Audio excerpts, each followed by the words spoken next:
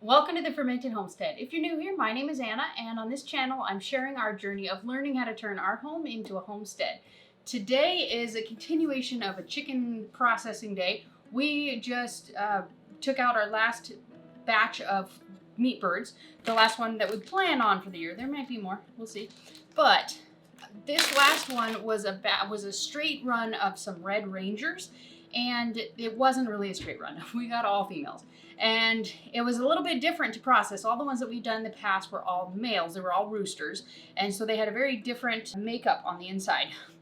And these females, they had this huge mass of fat that was surrounding like the ovaries and several of the other organs that were inside. And it just had this huge glob, ball, whatever you want to call it, of just the massive fat that was in there. And it was all the females, none of the roosters. They were all raised exactly the same, in the same pen, everything. It was very interesting and very unique. So I am going to go ahead and show you guys and learn myself how I'm making something called Schmaltz. I think that's how you pronounce it. But it's basically just rendered chicken fat. And it is similar to like tallow or lard. I have made videos on making both of those, and I'll link those up here. This is just the chicken version. And it's supposed to have a pretty good amount of flavor to it itself, whereas properly rendered tallow and lard really don't have a tremendous amount of flavor to them, but the chicken is supposed to have a good amount of flavor to it. So it should be pretty interesting. And this is going to be a little bit of a unique kind of thing. This is just the mass of it. This came from 16 hens, basically. And there's a bit of fat to it, and there's also a bit of not fat to them. I don't know if that makes any sense. Okay. So this giant mass of fat was on the back of the chicken, and it was near the rectum. And so a lot of these, my husband just kind of took them apart and left the tail end pieces intact. So we're just going to kind of separate out the fat from the rectum and skin area. Well, really not the skin, but just kind of the connected parts, so to speak. So I'm just going to kind of cut these. And oftentimes, I mean, unless you're raising your own female birds, you're not going to really have access, I would imagine, to this type of chicken fat. So you can do this just by using skin only. And that's I was trying to look up how to do this online, and every video or everything that I found was rendering it from chicken skin. So that's kind of the more, I guess, traditional way of doing it. I mean, see, these are just huge blobs of fat that were just in the chicken. And it, like I said, it wasn't like that with the other birds. It wasn't like that with the roosters at all. So all I'm doing here is just trying to separate out the fat from the other parts. See, there's also like this gland that's in the back. This was left on there. So we're trying to get that separated out from the actual fat. And then I'm going to leave the skin that is not attached to anything. I'll show you what I'm talking about here. So we have just regular skin here, and it has a good amount of fat attached to the back of it. And then I cut that off of here it's the butthole. And then the rear end here with the stink gland, or whatever kind of gland this thing is.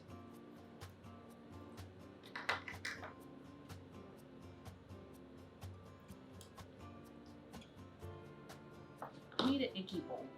And this is much easier to do if you refrigerate it as well. So definitely want to make sure you do that.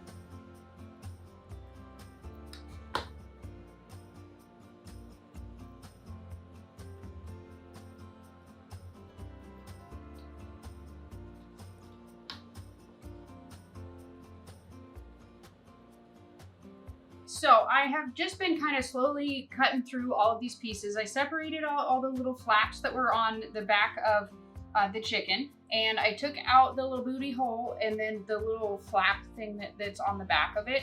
I might go through and try and get some little pieces out of it. It looks to be a pretty good combination of meat and fat in there. But so I'm just gonna keep cutting up all of these little pieces, and we're gonna get in the pot. I already have it on a very, very low heat. Apparently not low enough. And so the pieces, I'm just putting them in there as I cut them up. And so they're just gonna render, and then it shouldn't take very long because those are melting pretty darn quick. And with these, I'm cutting them up into very, very small pieces. It would be ideal to run this through the meat grinder, but with this, for this small amount, and just the fact that this is the first time I'm doing this, I don't want to bust out my meat grinder because it's a pain in the butt. It's not a good one. It is a good one, but it's like, it's attached to my giant KitchenAid, which is buried in my closet. And anyways, I just don't want to deal with it, so I'm not gonna. I'd rather just cut these up. So I would be able to render more fat from this if I cut it up or put it through the meat grinder. But it's a little bit of leftover in the pan is okay with me to not have to bust out my meat grinder. And so also with this, you want to leave it no lid on it, basically. You want to leave it uncovered because there is a good amount, there's a fair level, as if it's anything like tallow, there is some water in there, some water content mixed in, inside the fat, inside the cells. And so you want to let that be able to evaporate in order to have proper long-term shelf storage. And with this small amount of fat, I'm gonna guess I'm probably gonna get a quart out of it, or a pint, maybe a pint and a half out of it, but probably more like a pint. And so I'm just gonna put this in the fridge. I'm gonna mark it as what it is, and we're just gonna use this as kind of regular fat.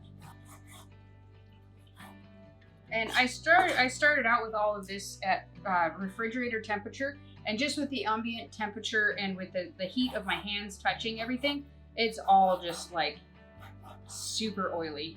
It's not, surprisingly, it's not as slippery as I thought it would be, but it is fairly slippery because it's just oily.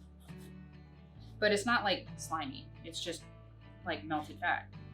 Like you put olive oil on your hands or coconut oil, like that. Okay, so that's all for that. And so now what we have left over are those little pieces of skin. So this is predominantly kind of what most people would have access to, like if you roasted a chicken, or if you, I don't know, just don't like the skin and you took it off before you cooked it or something like that. This would be typically how you would render schmaltz. So we're just gonna take the skin and cut it up into even smaller little pieces. Because this is gonna have the skin on one side. So we want it to have as much surface area as possible.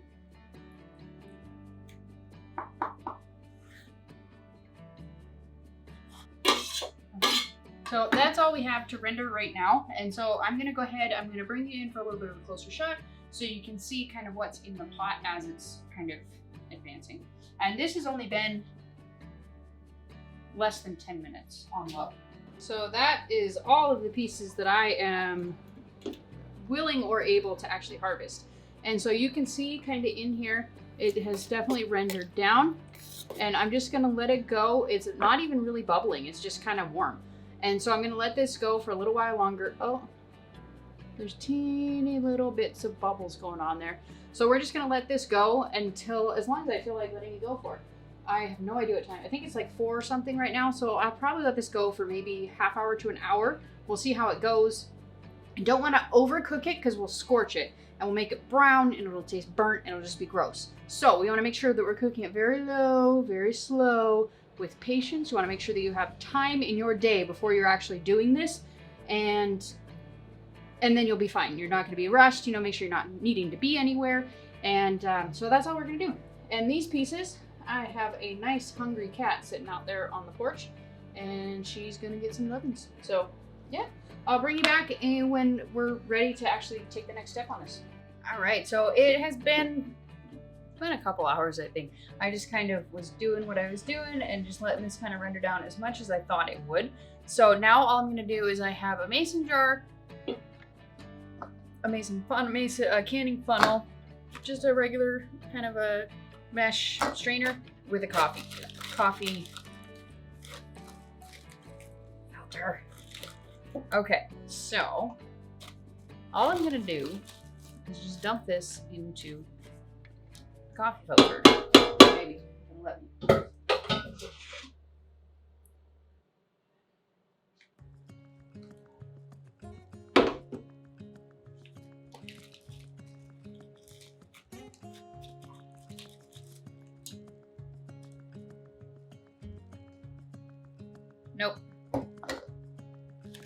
So all we're gonna do is dump it into the strainer. Sometimes it lets you go through the coffee filter and sometimes it doesn't.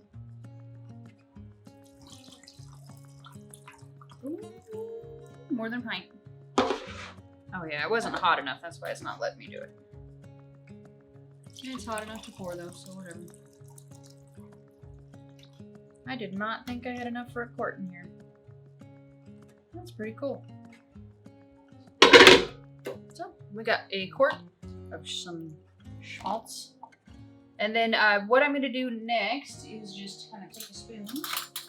Kind of like a big sturdy spoon. And you just kind of push it out. Push out whatever you can. I'm not super worried at this point. I got way more than I thought I was gonna get. So with this, one last step, I'm gonna lid it. And we're gonna put the lid on here pretty tight. So, it's really hot, hard to touch. So now all we're gonna do with this is we're just gonna leave it out on the counter and let it come to room temperature. And then I would imagine, just kind of based on how yellow this stuff is, I think it's probably gonna end up rendering and changing color to probably look a little bit like butter, I would imagine. I don't know for sure, but we're gonna find out and I'm gonna let you know. So I will bring you back when this has totally solidified. Here we have our chicken schmaltz is all ready to go. I threw this in, I left it out on the counter overnight and then threw it in the fridge once it had cooled off the next day, and which is today. And it's just been in the fridge the whole night. And you can see it's a nice buttery yellow Kerrygold, just amazing yellow, good color. So these sealed, and so they're not like canning sealed, but they're shelf stable basically as far as fats are concerned. So I don't need to worry about how I want to actually store this, but I am probably still going to be storing this in the fridge just to make sure. But given the way that my husband and I cook, it's probably not going to last off very long because this stuff, from what I hear, is quite delicious. So I hope you drew some inspiration from this, especially if you are harvesting your own meat birds. And I hope you learned something. And if you have anything that you would like to add to this or any tricks that you have for harvesting or rendering your own schmaltz, please leave it in the comment section below. We would all love to hear from you. And thank you so much for watching. If you enjoyed this, give it a thumbs up. Subscribe to this channel if you haven't already, and we'll see you next time. Bye.